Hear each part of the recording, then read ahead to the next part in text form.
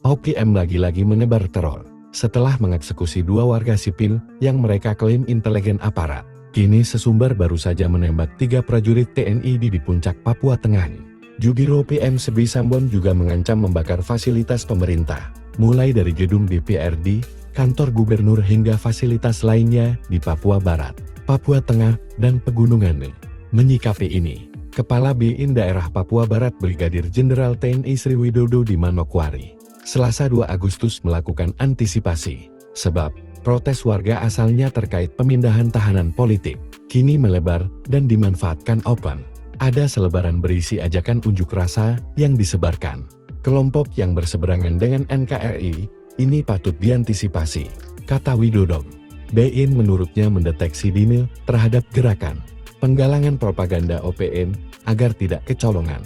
Seruan aksi lewat selebaran itu disebarkan OPM atau TNPB Tentara Nasional Papua Barat. Ujarnya, meski sejauh ini masih aman, namun harus waspada.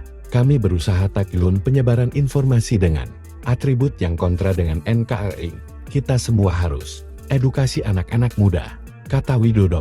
Ia juga berharap agenda penyampaian aspirasi dilakukan di Manokwari Selasa 2 September, berlangsung dengan tertib, aman, dan damai sesuai ketentuan perundang-undangan. Gubernur Papua Barat Domingus Mandacan mengimbau seluruh masyarakat menjaga kondusivitas, serta tidak mudah terprovokasi dengan isu yang berpotensi menimbulkan gangguan.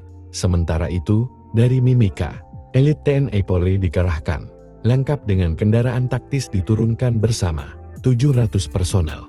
Elit TNI dan Polri di Mimika, Papua Tengah, dikerahkan untuk melakukan pengamanan, termasuk rapat dengar pendapat antara organisasi pemuda dengan Dewan Perwakilan Rakyat Kabupaten Mimika, di kantor DPRK Mimika, Selasa 2 September 2025, diketahui, Sebi Sambon mengancam bahwa sasaran utama OPM meliputi gedung DPR, Majelis Rakyat Papua, BANU, kantor pemerintah, balai desa, fasilitas umum seperti bandar udara, pelabuhan, perusahaan, kios, dan pom bensin.